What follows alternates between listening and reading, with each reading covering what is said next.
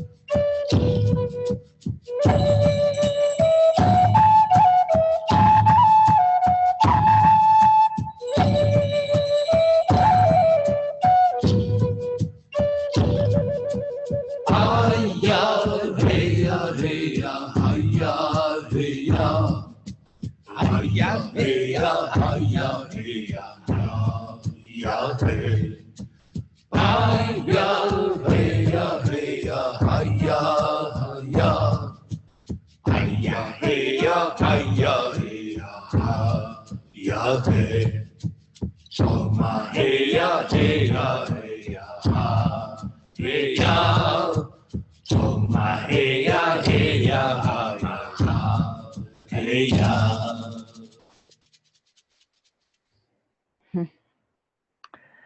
It just kind of takes you back there, doesn't it? It sure does. Yeah. You know, I don't think I ever stood so long and danced to that rhythm. I found myself moving around my mother's house. I'm at my Kansas at my mother's house, you know, feeling that rhythm and feeling that energy. It was really quite powerful. Why don't we define what the Sundance ceremony as we understand it was all about? The Sundance ceremony was a ceremony for peace and healing. It's a ceremony for peace and healing and connection to the earth and acknowledging that the creative energy, all creative energy, comes through the great universal spirit, and it can heal through that universal spirit, the great spirit. Uh, all can be healed, all can be surrendered, all can be understood, and therefore, with the intention of peace on the planet, all can be radiated out beyond our physical bodies. Drumming, as at our Visionaries in Light convergence this year, even before we knew anything about the Cree ceremony, we had knew that we needed to have the heartbeat of drum of uh, as our pre-event to build your own Native American, Native Canadian, First Nations drum. And we're actually using specially made drum kits that are made in the original style in Canada. And so then, after we decided this, all of this came about, and we were invited to attend. We're sure that each one of you have read the donation page that Joy put together, which was beautiful and told the whole story as to how this came about. Um, do you have anything to add, Joy, to explain what the Sundance ceremony actually was? Well, I think it might be good in a minute to go through the series of events. And I'm hearing an echo. You are? Yeah. I don't know if anyone else is hearing it, but I'm hearing it. But it might be good to walk through, definitely hearing an echo. It might be good to walk through what we did and then see if people have questions. But I think, you know, and then I think another thing that would be good is to talk about the things that we were surprised about, you know, the things that we just really hadn't thought about before. Yeah, are you sure you have your microphone set correctly? Because Well, I I'm probably hearing turned stuff from it up that. too loud because of the music. See if this is I don't better. know. Yeah, the participants are saying there's an echo as well. Yeah. Yeah, that's much better. Okay. So I think that, you know, when we were invited to go, we were really excited for a number of reasons. One was we were invited by Dr. Bruce Lipton, and we thought, wow, that'd be so cool to go and hang out with him. And two is because we really honor and appreciate his work. So we thought, well, if he's behind this, then it must be something pretty special. And what was really wonderful was the very last day, in fact, the last ceremony we witnessed was Dr. Bruce Lipton getting married to his beloved of, I think, like 30 years. And they were joking and saying if they ever got married, they would want a community like the Cree community to support them. And so they chose the Sundance ceremony to get married, which I thought was really beautiful. But when we first got there, we had no clue. Here we were in Canada renting our RV, and we got the RV, and and then of course Canada is so much like the U.S., so it was very easy to navigate, and that wasn't a problem. And where we went was only, I think, an hour southwest of Calgary, so it wasn't that far. But it was, once we got outside of Calgary, it was very remote. We were surprised at how many wild animals there were in the area that we were in. We were told to, be aware of, what did they say, wolves, bears, cougars, coyotes, Mountain lion. Yeah, mountain lion, all in this area that we were in. And where we drove to it was private land, actually, where we were, but it was this beautiful, I don't know if you've ever been outside of Calgary. It's just beautiful. It's green, it's lush, lots of pine trees.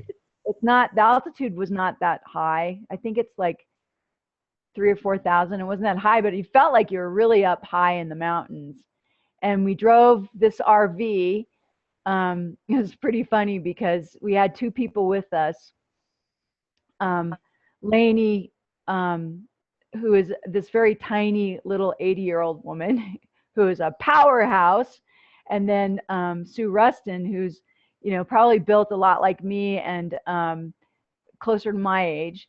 And so we were laughing because the two of us were in the back of the RV while Marilyn and Lainey were driving the RV, because they had more experience driving the RV. And we got to this meadow that, we kind of looked down the road, and it was this little dirt road. And we thought, can we take our RV down there? So we ended up driving into the meadow, and we were actually there. There was a group of people that were there Tuesday. We got there Tuesday evening. And I would say like maybe 25 to 30% of the people arrived on Tuesday. And we had to level our RV, and it was, just a big experience for all of us to get took hours. But then we made our way down to the main area, to introduce ourselves and find out what we were supposed to do, because we had no idea. And we met the cook. And we decided at that point that we wanted to be in the kitchen. And well, it turned out that there's a real division between male and feminine in the indigenous, in this particular tribe. And the interesting thing is, Marilyn and I were talking just before we got online, that we went and did this because it's the third thing, Marilyn, that we've done this year. We went to Egypt, and we went to Petra in Israel. Yeah.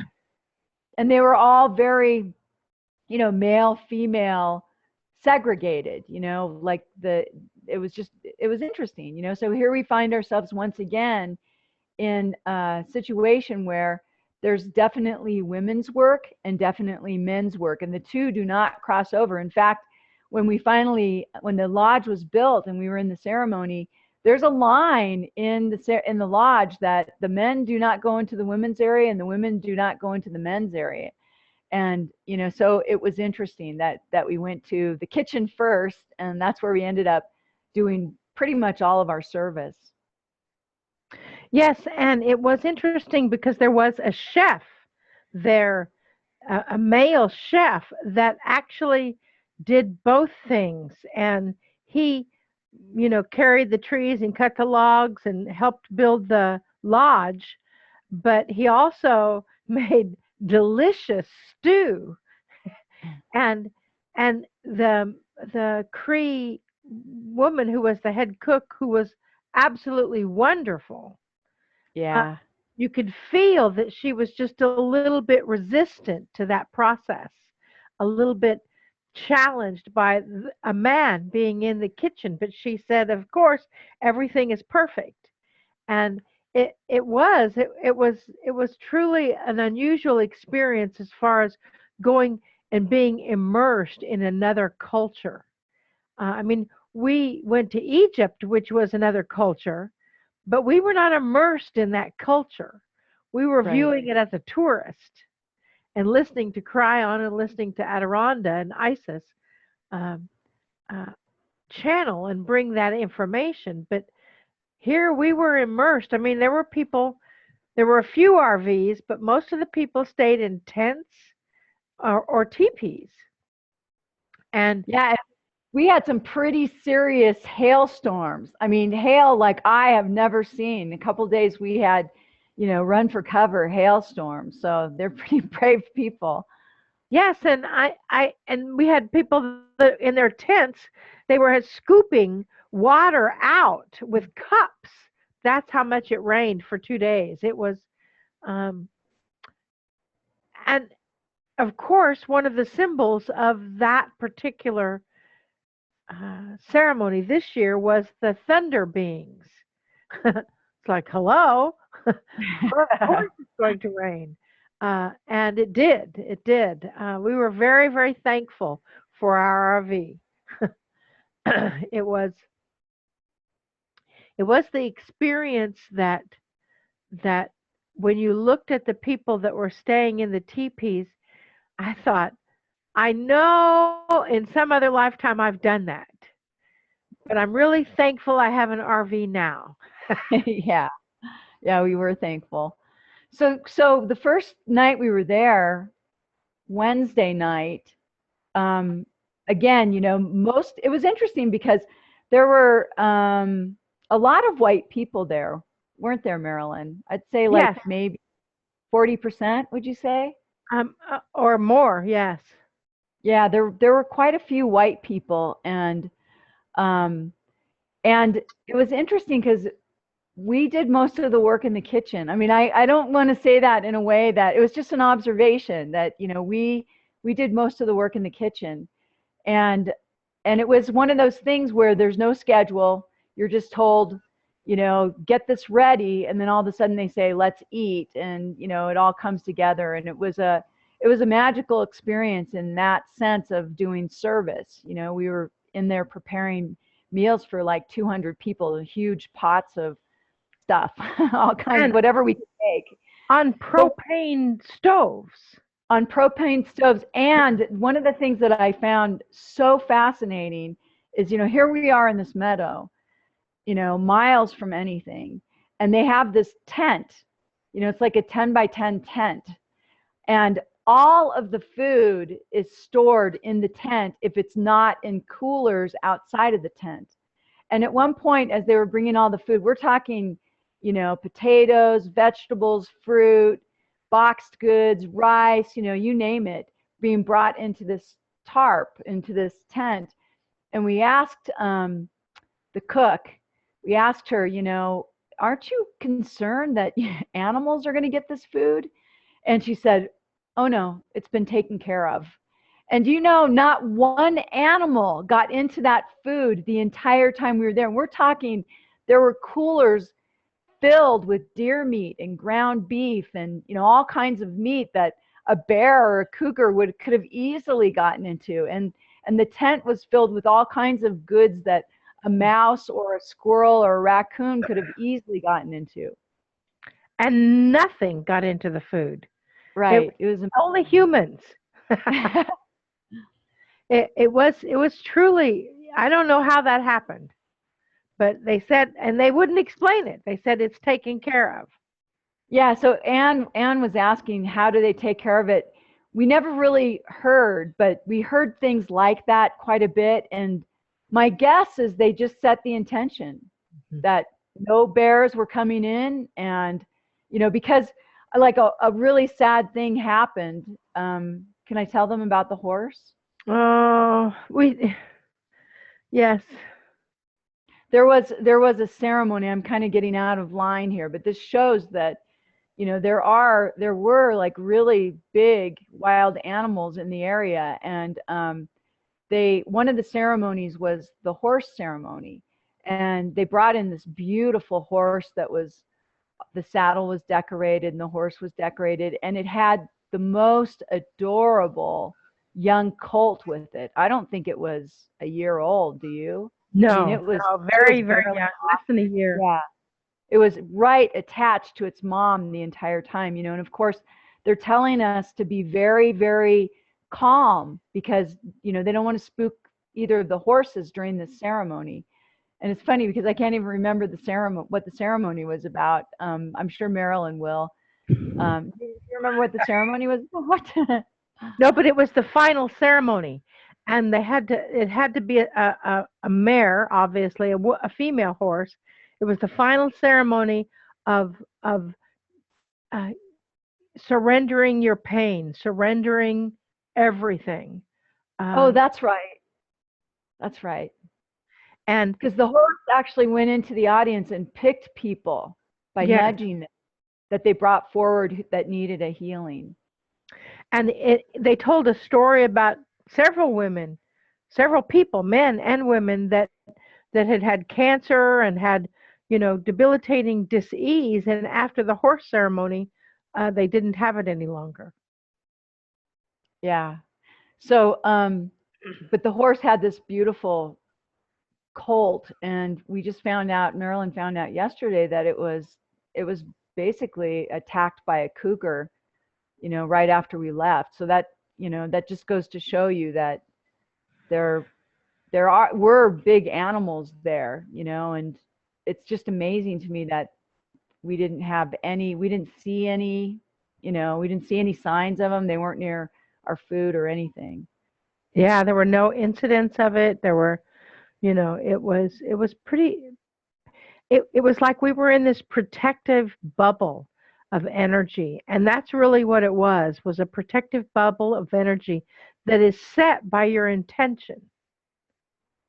And Yeah, it, and it I'm was the sorry. Cree's intention that set it.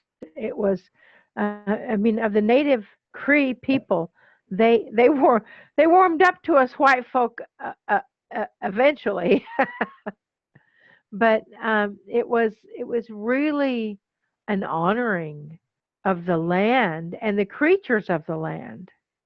We felt that they were honoring the horse, they were honoring the bear.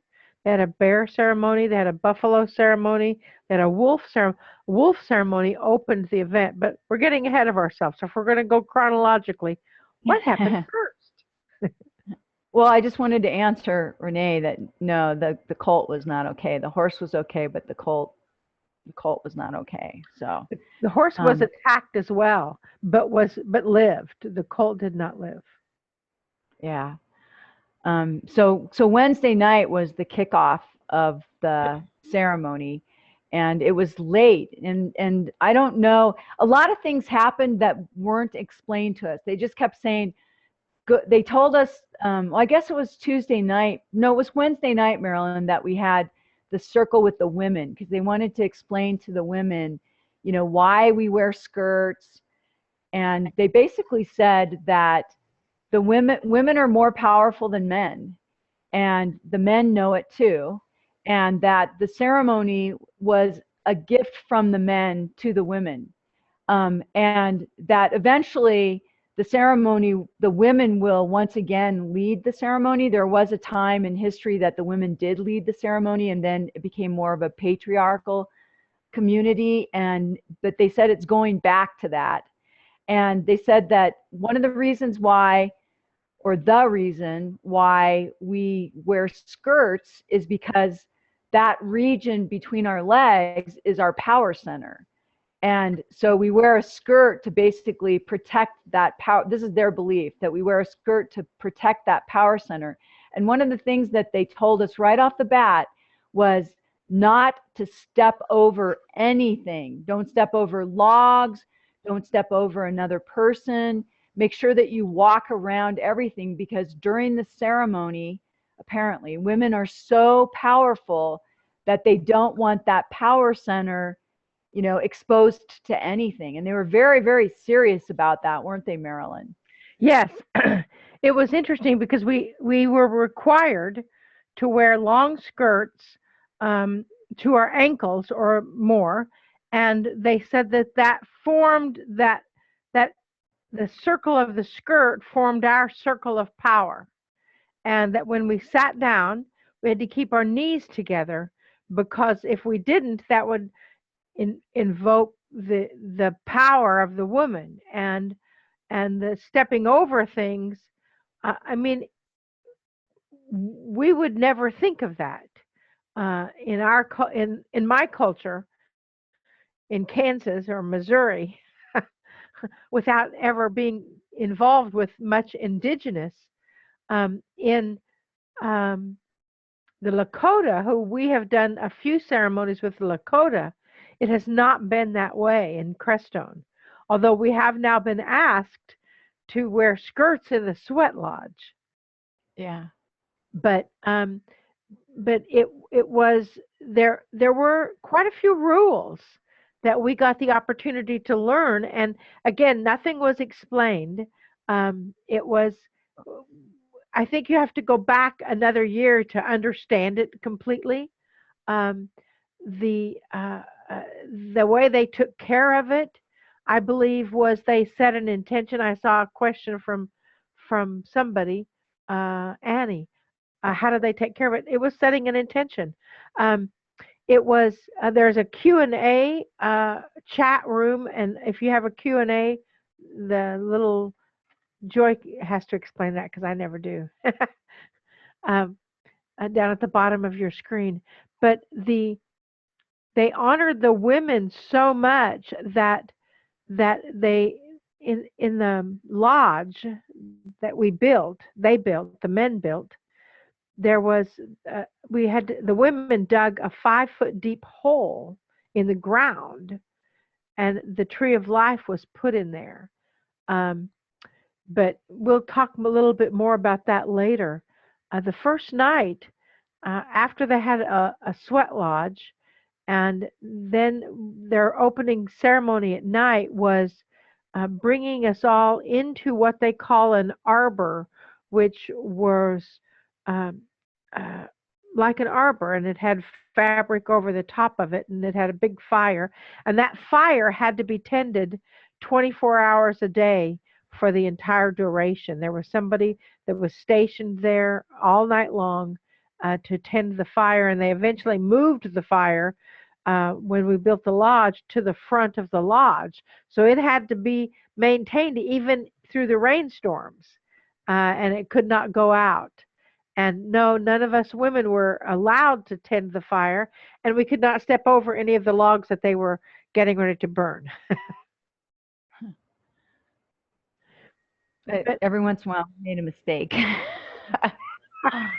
it was kind of like Yes. the silent retreat. Joy's like, oh, over that. Then she'd go back and walk around it. But it was something that we were asked if we wanted to be a part of the ceremonies.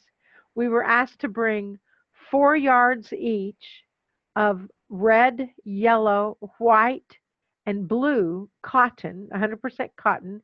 And then if we wanted to be a part of another ceremony, we were asked to bring 13 yards or meters of one particular color, any of the yellow, red, white, or blue. And we had no idea what they were for. But the first opening night, that everybody was lined up on two sides around the chief, which is Tom, the chief, and his wife Verge, and both are honored in their community.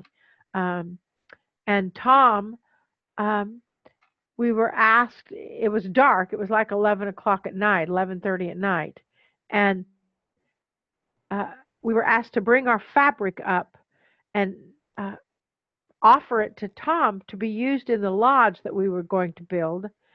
And um, But we didn't know that part.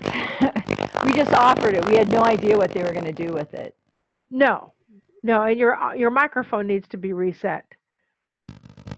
Um, but no, we didn't know what they were going to do with it, and we lined up. They said, okay, all y'all, although they didn't say it like that, that brought the long strips of fabric, line up to tell the chief, Tom, what your intention is to be healed at this ceremony.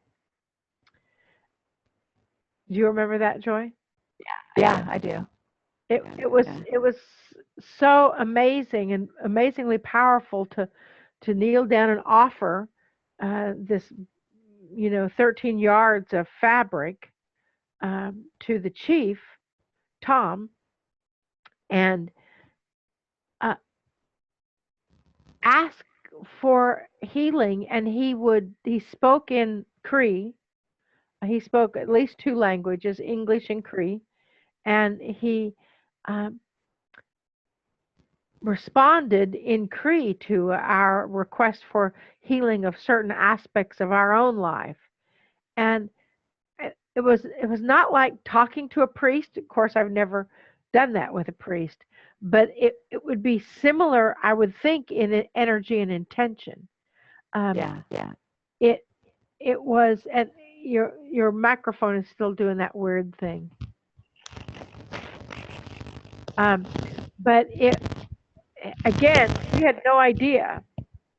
They just said, okay, now we're going to offer the large fabric, and we didn't know what we were doing or how we were doing it. But we just followed along, and that was quite powerful, I thought.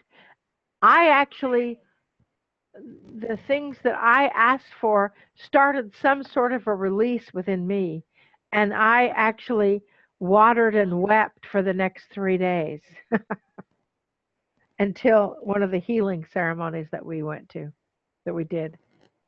It was, Yeah, and what I asked for actually started before I ever even got to the ceremony, because the night before I was going to leave, I was packing, and my husband, who, we've been separated for a while, had come to see me. We were going to spend some time together and try to figure out if we wanted to stay or, get a divorce.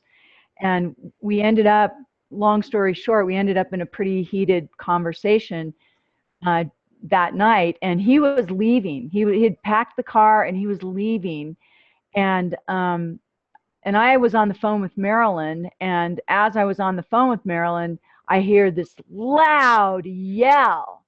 I mean, you heard it too, right, Marilyn? I did. It was pretty scary. I was ready to call 911. Yeah, with this loud yell in the other room, and I came running out, and he's standing there looking at a window, trembling, and my dog is behind him, not saying a word.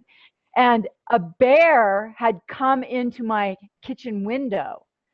I mean, that's pretty significant. When I was at the ceremony and I told the chief that a bear came into my window, he said, that's pretty significant. So, I mean, even before I think that the intention starts even before you ever get there, yeah. Yeah, it was significant. And then the fact that a bear was really a part of the entire lodge that the men built. Um, uh, it was interesting. After we offered the fabric, they sang some songs and did some drummings and did their dance, which I could still feel. Um, and then we all went to bed. And they selected 7 men that night who had lost their mothers to open the ceremony at sunrise the next day. And the 7 men went out at sunrise, which, keep in mind, in Canada, it's farther north. I mean, the sun starts coming up at 4 or 5 in the morning. It doesn't go down until 11:30. So when do these people sleep? I don't know. But we watched them go out into the woods, and we were still in our RV in our pajamas having coffee at that time. And we heard they were the wolf ceremony, and it was about healing the relationship that they'd lost with their mothers. And it was about healing the relationship that all people have with the Mother Earth. And it was amazing. We could hear them coming long before we could see them, these 7 men, and they had their heads covered in a native blanket, and they were carrying branches from the earth, tree poplar branches, and they were howling like wolves, howling. And so we could hear them for a long ways. And when they went up to the chief in the ceremony, the chief they would howl their pain, and the chief would help them heal their pain of having lost their mother. Yeah, it was beautiful. It was there was a couple ceremonies that we witnessed where, I mean, I think that was one of the things that touched me the most, was the ceremonies where we witnessed the emotions of the men, because it's something we just don't see in our society. In other communities, other cultures, when there's a death, there's a grieving process, and we don't really allow that. I know that firsthand, because I went through that with my husband a couple of years ago when he lost his mom, and everything shifted after that. And so I was really moved by that. And like Marilyn said, we were still having coffee when they came in. We heard them come in that we had made. We didn't know anything about how this works. Like, if we're supposed to be there when they came in, everybody, when we got there, they said, just be in the flow. They didn't really give us instructions. Even when we were to help out in the kitchen, it was like, just come when you want to help, because people always show up. And it was true. There was like this definite flow. And they said, don't ask questions, ask questions at the end. Just go with it. Just be with the flow. And so when we heard these men come in, we were obviously interested, and we went out, and one of our friends said, if I were going to come back next year, it would be because of the wolf ceremony. She said, I didn't realize how powerful it was. And as they came in, I saw women running to where they were over in the, where the lodge was going to be built. And she said, so I followed them, but I got there a little late. And there was a point where the chief was talking to this men. They had stopped at the north, south, east, west gate of the lodge. And they had knelt down, and they were just, from the moment anybody saw them, they were just incredibly emotional. They were just crying and howling and incredibly emotional. And people said it was really touching. And then the chief said something, and a bunch of women ran forward, and they grabbed the regalia that had been made from the trees and stuff and placed on them. And I wish I would have seen that part, because the women that we know that saw it said it was, I mean, you could feel the energy of it, couldn't you, Marilyn? You could just feel it as they came in, even if you didn't see it, and you could hear it in their howling. And I just thought that was so beautiful. It really was. I noticed Diane said to read Animal Speak. Yes, we did read Animal Speak and Power Animals and the medicine cards and everything about the bear. And it was all true. All aspects were very true. After, it was fascinating, because we talk about a lodge, but you don't think about building a lodge.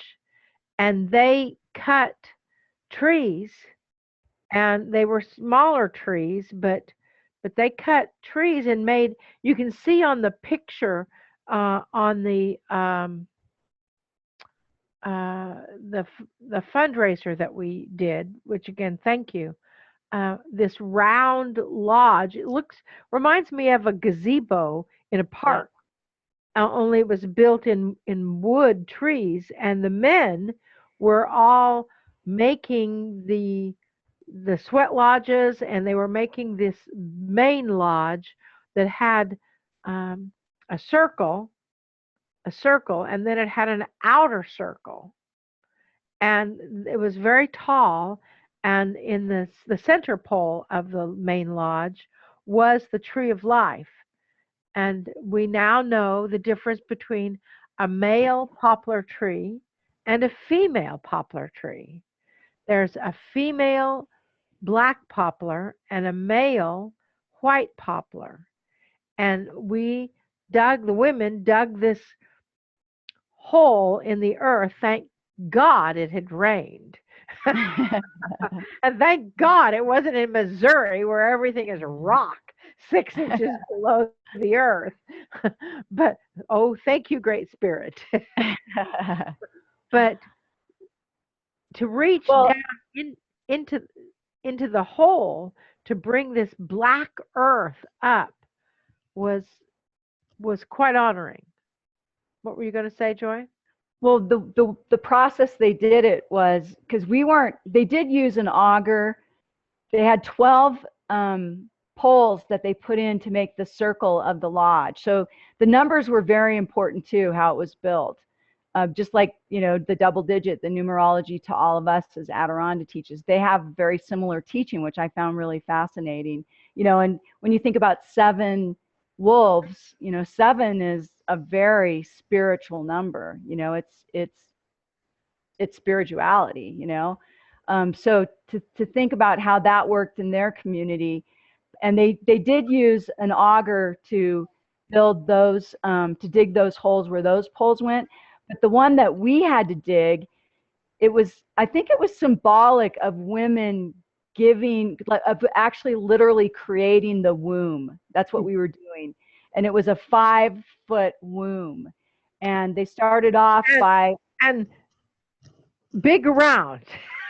yeah, and they started off by, you know, bringing the grandmothers forward, and, you know, the white-haired ladies like Marilyn, which cracked me up because she's probably stronger than most of those women, the younger women, myself included. But they brought them forward, and they dug, you know, maybe the first 2 feet, and then they brought, it was kind of done chronologically. They would bring you forward by your age, and you would dig for, you know, a couple, 5 minutes, 3 or 4 5 minutes, until you got tired, because you have to remember, we were like leaning down into this hole, digging, like we were laying on our bellies, literally digging the dirt out with these cans and with spades and shovels. And at the end, they actually took the littlest girls and they held on to their ankles, and these girls had to go head first into the hole and dig out the rest of the hole. It took us most of the day to get those 5 feet dug. Yeah, and they brought in the tree of life, and it was a 28-foot tree. It had to be 28 feet. I thought it was 50. No, it was a 28-foot. I think the tree of life, the moon cycle. Oh, okay. And okay. It was a 28-foot tree. It just looked like it was 50 feet. Yeah. And you don't think of 28 feet being very tall, but it was really tall, and it was really big. And the first one that they brought in, they actually brought in a female tree, and that's when we learned the difference. And then they had to go back out and get a male tree to hold into the hole, in the female hole that they dug. And the tree that they brought back was huge. They couldn't hold it. They had to carry crossbars underneath of it, because you couldn't get enough men to carry it on the, you know, like on their shoulder. They had a crossbar, several of them, so more men could pick it up, and they carried it for, I don't know, half a mile from. Yeah. It was amazing, and it had a specific Y at the top, and the tree. Now, I know that many of you are saying, and we thought the same thing, why are they killing this tree? Why are they cutting it down? But the tree, this is a part of the culture that was pretty amazing. The tree volunteered to sacrifice its life so that we as humans can learn to forgive and be forgiven. Now, does that remind you of any other story? I mean, it was so fascinating, the honoring of, first of all, the men cutting all these trees, and yet the woods didn't even look like they'd been touched. Yeah. I mean, it's like the trees sprang up immediately after they were cut. I don't know. I never saw cut trees, but I know that they were cutting them, because they used a power saw, and they used, a bandsaw, and they used axes also. But when they brought this giant tree in that had volunteered to sacrifice its life to become the tree of life, to bring in the the knowledge of forgiveness and bringing in the energy of cleansing the pain of humanity and reverberating peace. We all just wept. It was so powerful and so emotional. Well, And and it couldn't touch the ground. It had to be laid on shawls and fabric, so the tree could not actually touch the ground until it went into the hole that we dug. what was so fascinating was the first tree. You could hear them out in the woods, and you could hear the chainsaw going, and the tree, it wasn't coming down. You could hear it. And as they brought the tree out, the men were sort of joking, and there was conversation going on about how that was the tree that had volunteered, but it didn't want to come. It didn't want to come. I thought this was fascinating. So then they laid the tree down, and they realized, oh, well, it's a female tree, and it has to be a male tree. So there was like a lot of conversation for a little while about, let's just use it, and no, we can't use it because the tree of life is, it's literally like the penis going into the womb. That's kind of the representation of the whole thing. So you couldn't have like the female tree going into the womb. So I thought that was fascinating that the tree, that there was the tree volunteers, but then the tree didn't want to come. And yeah, it was really interesting. And then when they went and got the male tree, they were not talking. It was the tree wanted to come, and um, it was a very solemn ceremony when they brought it down, and very powerful. And what they then, as they posted the tree, and branches from that tree were then filled in on the center circle. In other words, there was an outside circle, and then like 4 feet away, or maybe, I don't know, 5 feet, I think it was what they had. And there was another circle, and then the tree was in the center of that circle. And it was probably, I'm sure it was measured exact. Well, 13 and 13 is how much? 26? Yeah. So it was 28 feet across the circle. So it was 13 feet from the pole to the first circle. And they brought branches in to make a completely enclosure for the inner circle and branches for the outer circle. And they had 8 dancers, or maybe more, male dancers on one side and female dancers on the other side. And we never really saw them. They were in between the two walls of branches, but they were Behind dancing, us. they were playing. What? Yeah. They were behind us. We never really saw, like the women dancers were behind us, behind the trees, and the men dancers were in front of us, but behind the men, because, we were facing each other. Right, and there were branches that were masking them, and the dancers, from the time the ceremony started, they did not leave the lodge. They slept there, they ate, they did not eat or drink anything. For 3 They days. stayed. The only time they got out of the lodge was when it was pouring rain and hail. It hailed 3 times in one day. Big hail, not not just a little bit of hail. Went on for a long time. So they eventually pulled the dancers and put them in the arbor for protection. But then they came back out. So, Yeah. and So yes, that it was a beautiful ceremony of speaking to the tree people and the standing people. They had these these trees, poles all around the lodge.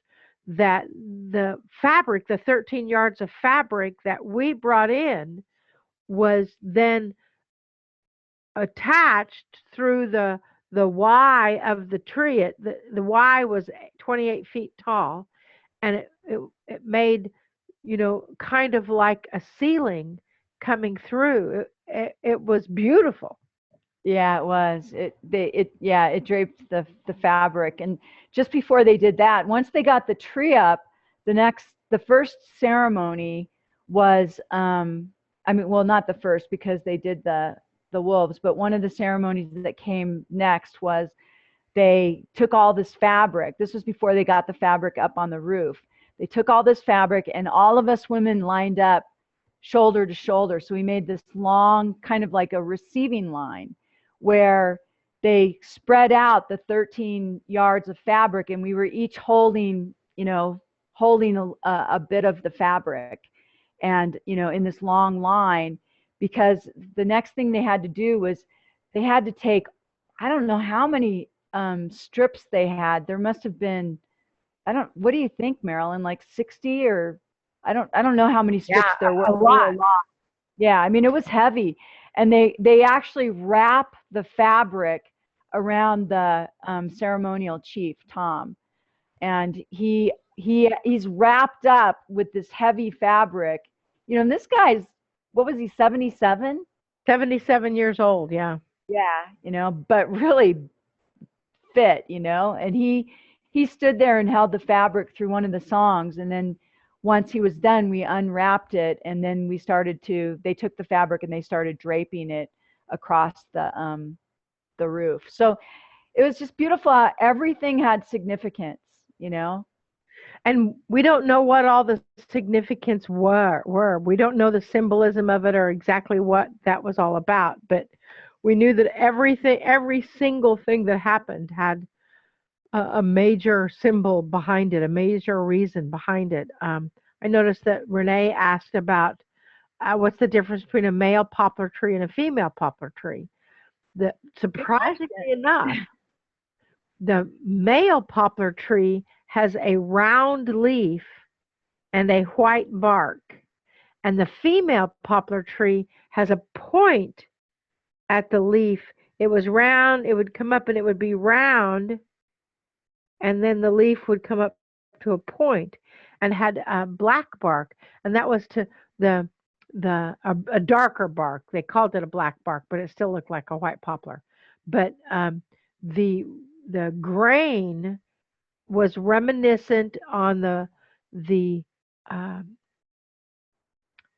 female tree. The grain around the tree was reminiscent. Verge, the chief's wife, explained to me that it was for the moon. And the female is the moon and the male is the sun, right? And that's the way it was there too. And the white poplar, the male tree, the rays that came out from the male tree on the grain of the tree was different. And the female tree had huge gouges in it from a bear that had clawed the tree, being a bear, and so it was very significant bear energy that created the tree. Yeah. So I'm trying to think of what happened next.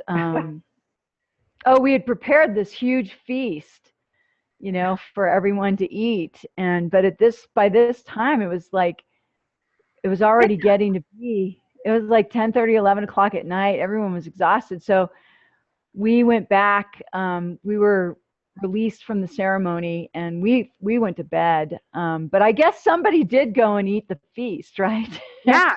Most everybody else went to eat the feast because they were all talking about it the next day. We thought they're not going to do the feast. The tent is dark. They're not going to do that, but they did. Yeah. And then the next morning, let's see, the next morning, that was Friday, and Saturday was really when the ceremonies began. That's when they started doing the piercings. And can you explain why they do the piercings? Sure, yeah.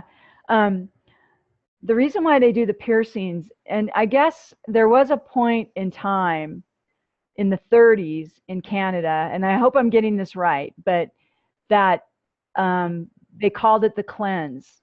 And I'm sure it was a lot like what happened here in the United States, where they basically stripped the indigenous people of their right to have ceremony, and especially of the piercing. And so they went underground with their ceremony. They continue to do their ceremony, but they did it underground. And the children were not allowed to even know about what was happening, which is really important for you to know, because we'll talk about that in a few minutes. But the piercing used to be women and men pierced, and the men pierced because they believe that women through childbirth go through a pain greater than they could ever experience in anything. So the reason they pierce is to basically it's to gift to Mother Earth and sacrifice themselves in a way that honors the pain that women go through in giving life, which is, I think, theoretically a beautiful concept, but you know, it's one of those things where I don't know if they have to do that. You know, it's like it's definitely a beautiful concept, and we watched several different types of piercing, and some of the women did pierce. They pierced where on their body. Well, let me just explain without too much graphic detail. The one that's the most common, and I don't remember the names, but that you may have seen on a man called Horse. A Man Called Horse with Robert Redford, was where they take the pectoral muscles right here, and they literally put I think it was an eagle claw or some kind of animal bone through that muscle. And then they attach to the muscle a rope, and the rope is draped over the tree of life.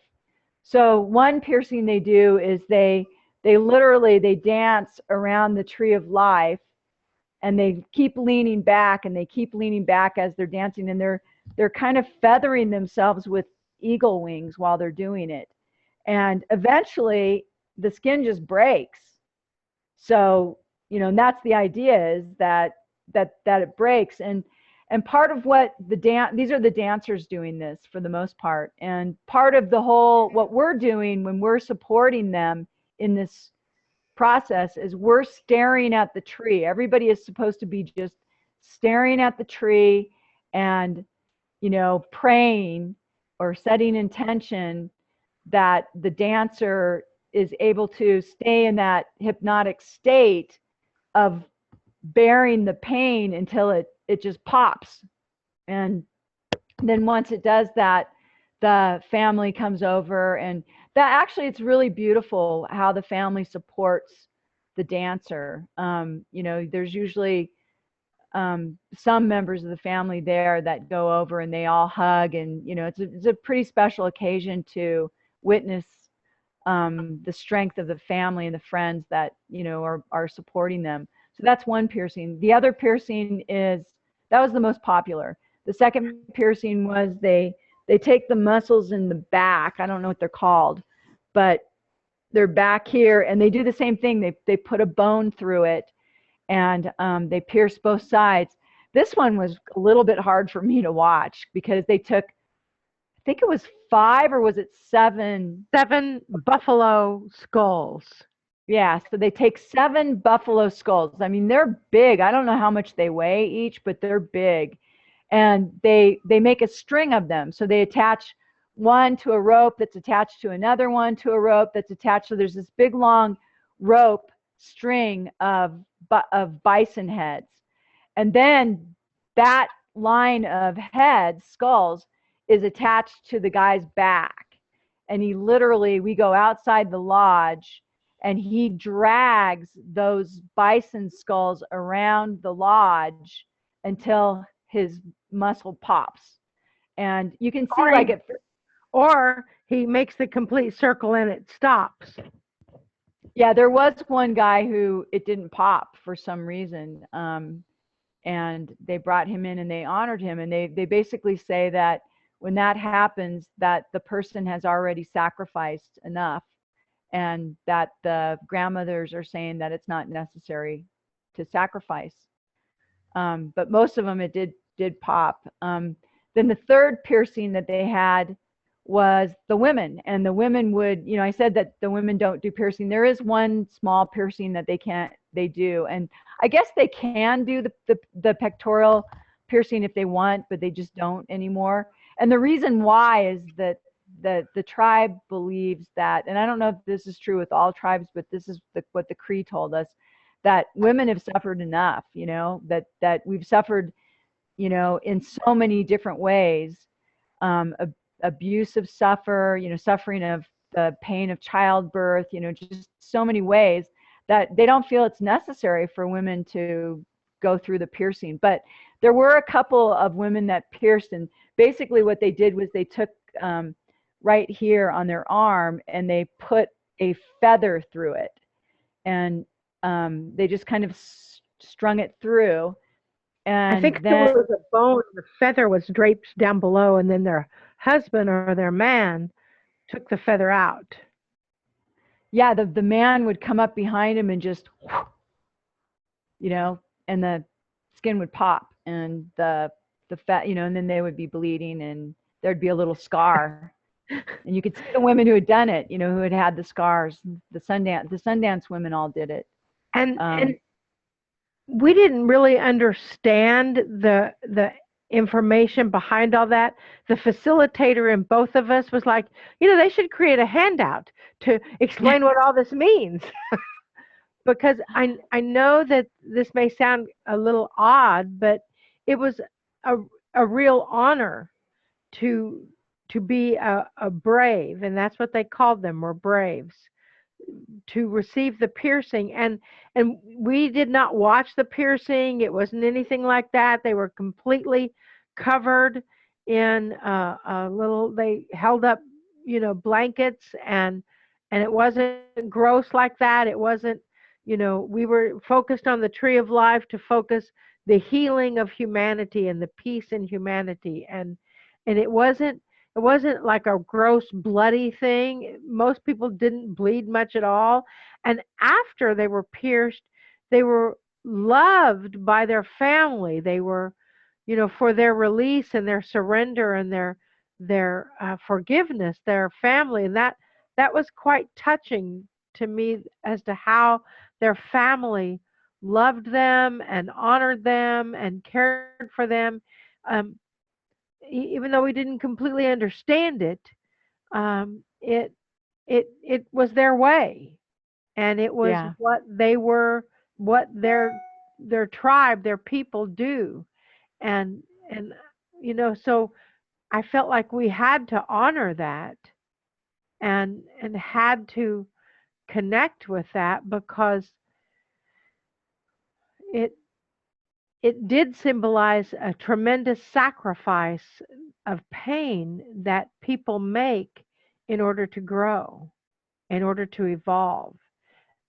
And I believe that that was one of the higher messages, is that we were evolving, and they were willing to sacrifice their flesh to help humanity evolve.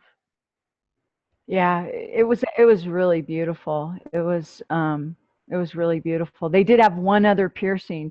Only one person did it, and it's the one that is in the movie where they put the bone through the pectoral muscles and they hang them.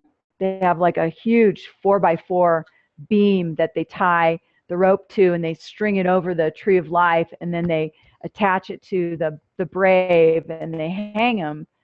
And they, you know, it's not like they just wench him up. They do it very gently. You know, there were men helping him as it was getting tighter. And just as his feet lifted off the ground, one side broke, and he wanted to do it again. He felt like it wasn't complete. And once again, they kind of paused for a minute, and then they said, no, the grandmothers feel like you've sacrificed enough, and they feel like it's good. It's all good. And then they began having the bear, the buffalo, and the other ceremonies. The bear ceremony was about going to the tree, which was also wrapped with fabric, in addition to having the fabric hung this way, um, and surrender your pain to the tree. That was the bear ceremony, I believe. No, no, I don't know which ceremony that was. The bear ceremony was about looking within to heal. It was about they did a really this is actually one of the ceremonies that, of course, I was really interested, and I thought I was going to get really emotional, but it was a beautiful ceremony. Um, the chief Tom actually explained why they did it. He said that years and long ago, they didn't have a bear ceremony, and the bear came to them and said, "Why do you not have a bear ceremony? I mean, you know, the grass that you walk on is like the mat of a bear, and the bear, out of all of the animals, is the most like you. You know, we stand up tall, we have a body like yours. You know, we're more like man than any other animal. So why do you not let us, you know, be a part of the ceremony?" And so to honor the bear, they had the bear ceremony. And the bear is basically about like looking at yourself. It's about when you ask for a healing and, you know, you go to the bear, it's about looking within and finding those answers within. I know, Diane, in Animal Speak, they talk about the bear is about setting boundaries, and the bear is about protection. You know, it's about creativity and a lot of things. But that was what the Cree told us about the bear. And so then three people come in wearing a bear skin and the head, the whole thing. And so you don't really see the person, but they come in and they dance around the lodge, and you get an opportunity to like go up and rub on the bear and touch the bear and touch his face and hug the bear, and like really, I got the feeling, I don't know how you felt, Marilyn, but I got the feeling that you, in that ceremony, you're really embracing yourself as the healer. You're really embracing yourself as the one who heals yourself. Yes, yes, I agree. Yeah. And then they had the buffalo ceremony. And the buffalo ceremony, once again, they had a buffalo skin and a buffalo head and the buffalo horns. And we were to bring white and blue ribbon and in a foot or probably 9 inches tied together. And it was for people who had committed suicide, to help the people who had committed suicide ease their pain in the afterlife. And that was pretty surprising, that how the emotion came through for the buffalo ceremony. Yeah, that one was surprising. The one that we had after that, though, I think was the most touching of all for me personally, and it totally took me by surprise. It was the children's ceremony, and they brought the children in, and the children were dressed in, you know, special clothing, and they told us before they brought the children in, they said, "Don't dance." You know, you have to keep in mind that all of the other things that are happening, we're dancing the entire time. You know, it's not like a real active dance, because they're very much into conserving your energy for the 3 days, but it's a definite, you know, 1, 2 kind of to the beat. You're moving constantly. You're standing and you're moving. And so this time they told us, don't dance.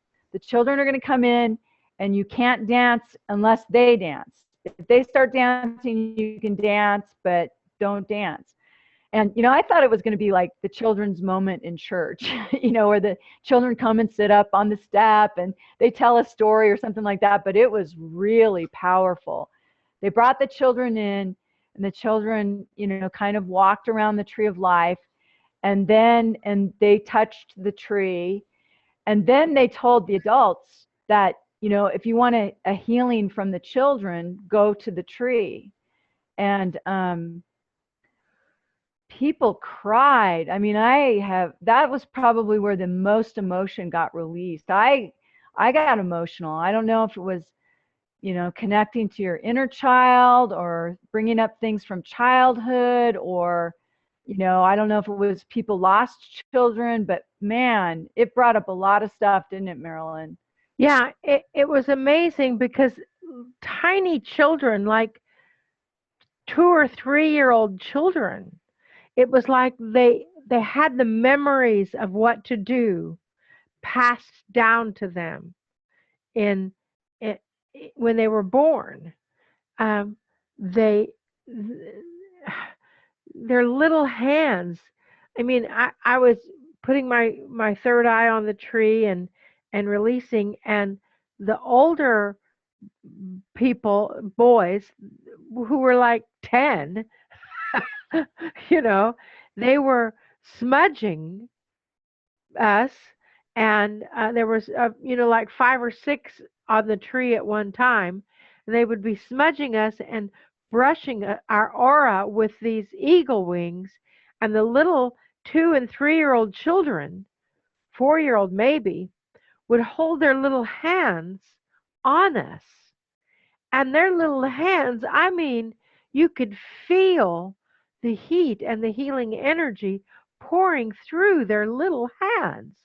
It was amazing how that healed more things than you could possibly imagine.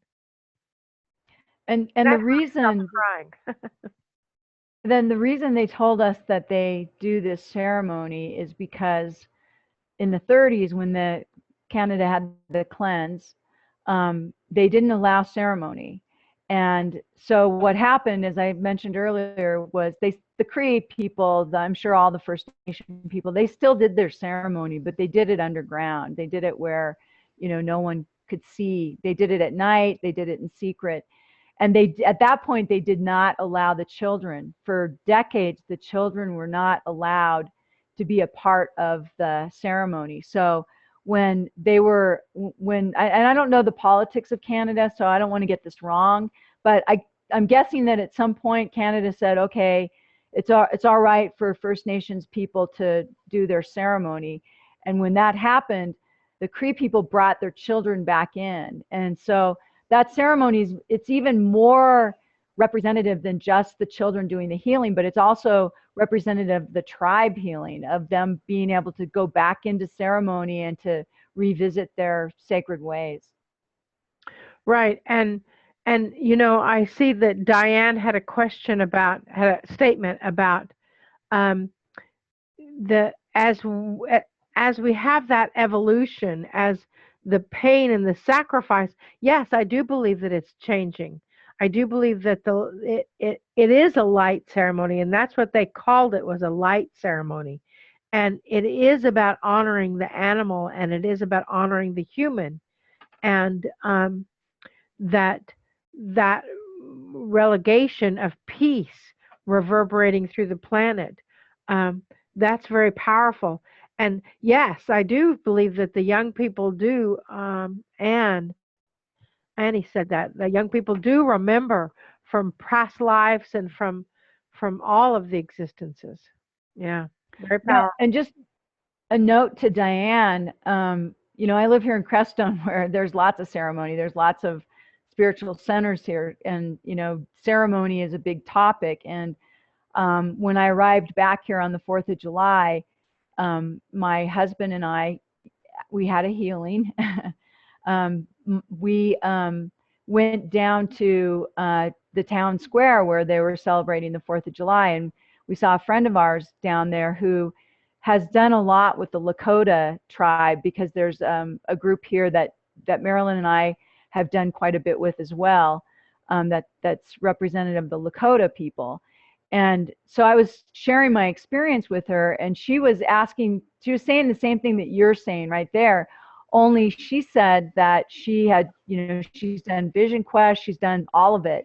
And she said she started feeling like that was ancient and that we needed to shift into something more representative of the new paradigm. And she said, just as she started wondering that, a woman came to her, and I haven't even told Marilyn this, and invited her to come. And I think it's happening near Sedona, to an international Sundance that is a global Sundance that is kind of incorporating all kinds of international things in the same idea of honoring the planet and honoring people. So I think that those things are starting to happen. Yeah, and I think that that's part of the powerful shift that even the First Nations and the Native Americans and the indigenous people are recognizing, is that sometimes the old ways get to evolve as well. And Yeah. that's very important. They also had a naming ceremony. I don't know, some of you may have been on retreats or events with us where we've met Dancing Rain. Dancing Rain is one of our friends, and she, I believe, got her name from an indigenous ceremony of some sort. They had a naming ceremony for us too, and the naming ceremony is not just, oh, you get a new name and you post it on Facebook and you have people call you that. It's there, they ask that you spend a year with that name and possibly fast for certain times of the month, and really grow into that name and claim it, and allow yourself to be that. And I know I'm still discovering my name and still understanding what it does mean. I'm sure you are as well, Joy. Yeah, yeah, it was powerful because the way they did it was they basically channeled it. You know, you walk up to the tree, they'd bring 5 or 6 of us at a time, and there were medicine men, and these are the elders of the group, of the tribe, and they would put their hand on you, and as you walked up, you could tell them what you were healing. I don't remember. I'm drawing a blank. I don't remember if I said anything, but you basically lean against the tree, you put your head on the tree, and then they put their hand on you, and they channel your name, and they say, "This is what's coming to me."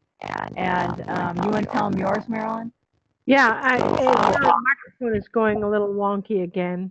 We're going to have to find a way to get you a new computer, dear, and or a new sound card anyway.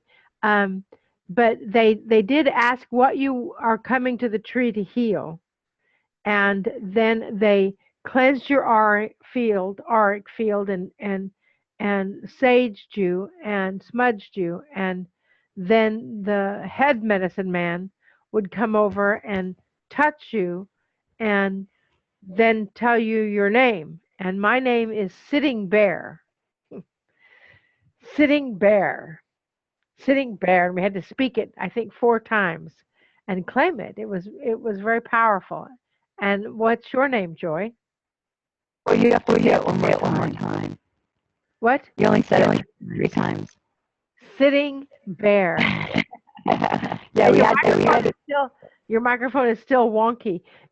But when you look at animals speak and you look at what the bear means, and the fact that the bear came in Joy's kitchen, um, and the fact that to sit is to allow the information to come to you. It is about not going out afterward, not reaching out for it, but to allow that information to come to you. The bear is about paying attention to what you're eating, and paying attention to your body. It's about hibernation. It's about going inside to go into the stillness and find the answers within you that are the stillness. And so, Sitting Bear is my name, and I'm very, very pleased to be able to grow into Sitting Bear. I think your name is perfect. You're like so many people's Sitting Bear. My name was, or is, my name is North Wind, North Wind, North Wind, North Wind. And actually, the way I was told was really fascinating, because he said, I'm getting, and he said something I didn't understand. He said, it's in Cree. They're telling it to me in Cree. And I can't remember what it was. I need to go look it up. But then he said, but the meaning of it is north wind. And he said, but it's more powerful in Cree. So be sure to look it up. And then an interesting thing happened. We were standing in ceremony. You know, we're kind of, you come and go. You come into ceremony, and then you go out, you eat, you come back in. So sometimes Marilyn and I and Sue and Lainey are standing next to each other, and sometimes we're not. You know, it just depends on where you are. And I was standing next to this woman who was Cree, and I had seen her go up to the Tree of Life with the ceremony chief's family. They brought all of them together to do a special ceremony for them. So I'd seen her. I knew she was part of the family, and she was standing next to me. And she kind of leaned next to me, and she said, did you get a Native American name? And I said, yes. And she said, what was it? And I said, North Wind. And she goes, oh my God, we're soul sisters. I'm North Wind too. So it's really funny. And then she told me the meaning, you know, that the chief had told her was the name. And North Wind is about direction. It's about, you know, it's about seeing the big picture. It's about, you know, creating direction for others. But it's also about stirring things up, like a winter north wind kind of stirs things up and, you know, wreaks havoc and creates chaos. But then, like a north wind, a fall north wind is very soothing and very peaceful and very, very relaxing and very calm. So it's kind of both ends of those extremes. It brings about change, is what it does. And quite honestly, you all are the first people that I've told my name to. Yeah, actually, me too, now that I think about it. Yeah, I haven't told my name to anybody. I mean, I've told people about the ceremony and about the experiences that I had as much as I could verbalize them, but I've never told anybody my name. So that's pretty cool. Boy, that stimulated a lot of conversation, didn't it? Yeah. That's, you know, it's interesting, Diane, that you bring up the Great Bear 7 Stars Format, because that was one of the things that we saw again. They talked about the Pleiadians. They talked about the 7 stars, you know, and every culture that we've gone into in the past few years has their creation story that is based around the 7 sisters. It is.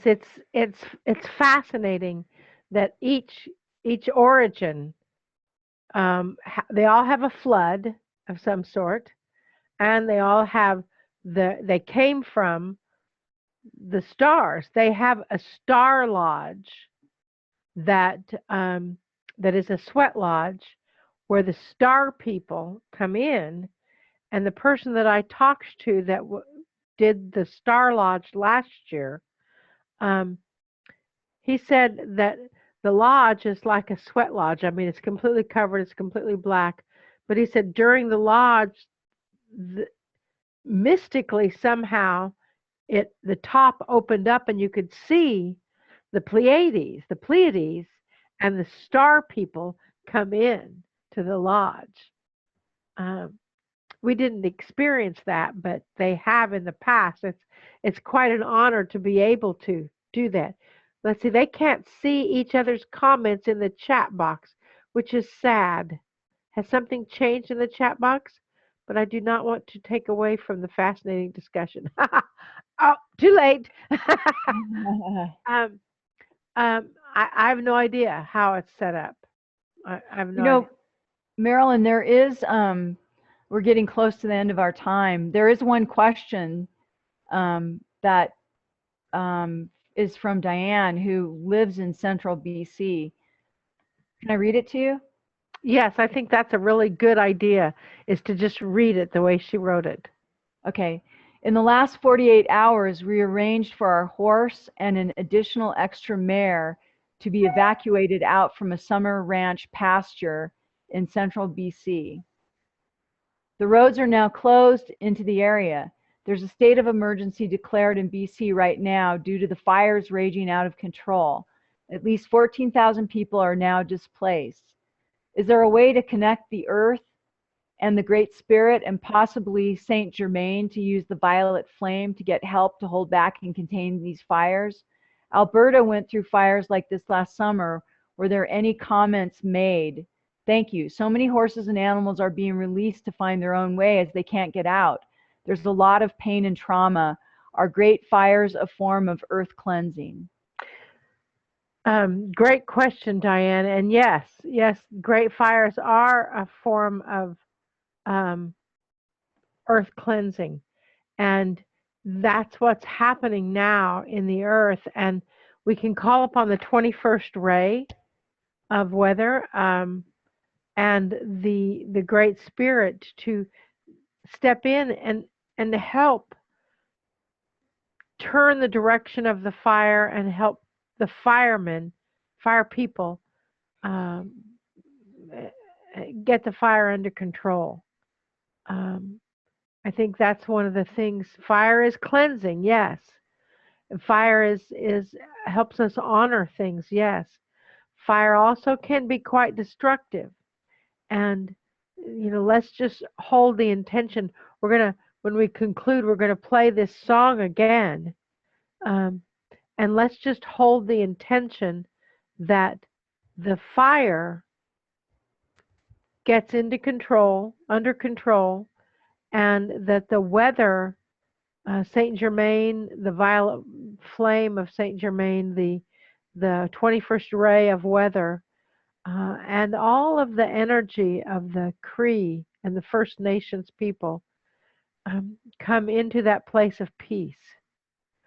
Are there any other questions that we need to answer? No, but Annie says the time went by too fast. Or no, Renee said the time went by too fast. Yeah, and Annie says perhaps we could meditate on helping those affected by the fires. I think that's a great idea. Yeah. Why don't we play this song again? Could you hear this song all right? Was the sound okay? I could.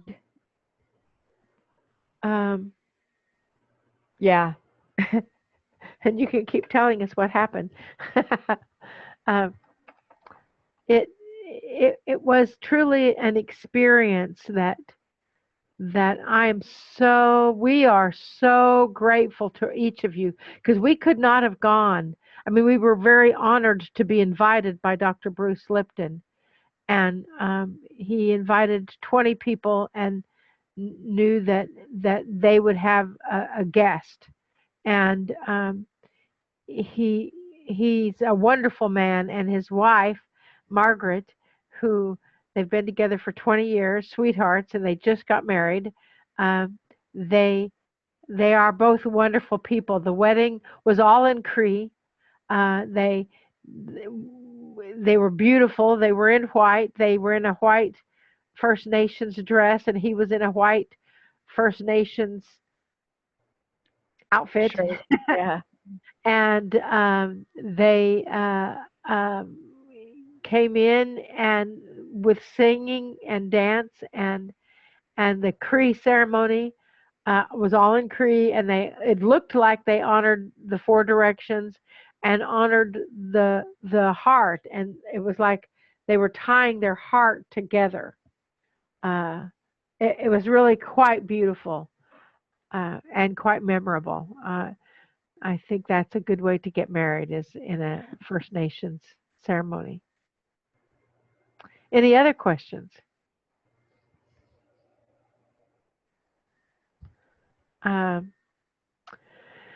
Well, I think that this has been spectacular to go through the memories of this experience again. And thank you all. Thank you, Joy. Joy put together the whole process of gaining the funds. Joy did all of that, and it was her idea, and how to put it together so we could go, um, and so we could have the funds to go, and we could make the Cree is really the poorest uh, of the First Nations people on their reservations, and that's why. And this cost, like $20,000 to put this on with all the food and everything, and the land and everything, and so we made a sizable donation, and thank you all very much for that. Um, I've pulled out my handmade native drum to your drum song. Oh, good. And if you would like to make a drum, a Native American drum, uh, we will have the Heartbeat of Peace at our Visionaries in Light Convergence in September in Denver. And we would love to have each of you join us there. And that's the pre-event. That happens the day before. Yeah. Yeah, that happens on the 21st of September. And the conference starts on the 22nd through the 24th. Thank you for that clarification. And it's all listed on our website under events. So, well, how about if we, let this song play us out, and let's anchor in the 21st array of weather to help with the fires in British Columbia, to help with the fires coming under control, and to help the people of the planet, and to remember our Pleiadian roots, and to assist in that vibration of energy. I have a version um, that of the song that just close your eyes, open your heart, go into coherence, and breathe it. If you were on the double digit, Joy led us into coherence. So Joy, would you like to lead us into coherence again as we anchor that energy in our hearts? I would be honored to. So, coherence, the best way I know how to do it is to just touch your heart, because whatever you touch, your attention goes towards. So we'll start by just touching your fingertips to your heart, and then slow down your breath to 5 or 6 seconds between each breath. So it's like take a breath in, out, in, out.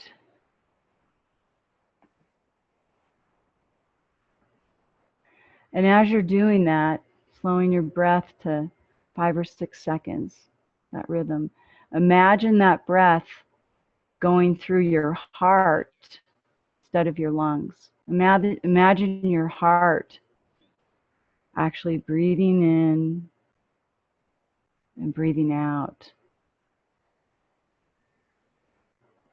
And as you're doing that, take a moment to just think of something that you are just so grateful for, something that you just have so much gratitude for in your life and appreciation. I think about my dog.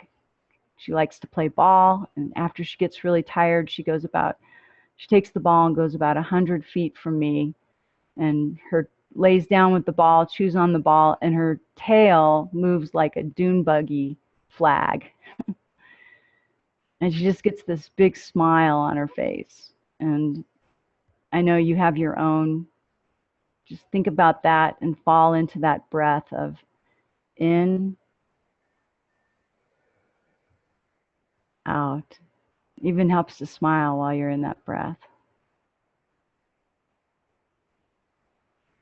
Just feel that peace radiating around the planet, and the people of British Columbia, Alberta, being taken care of, and the fires coming under control, and all people being protected.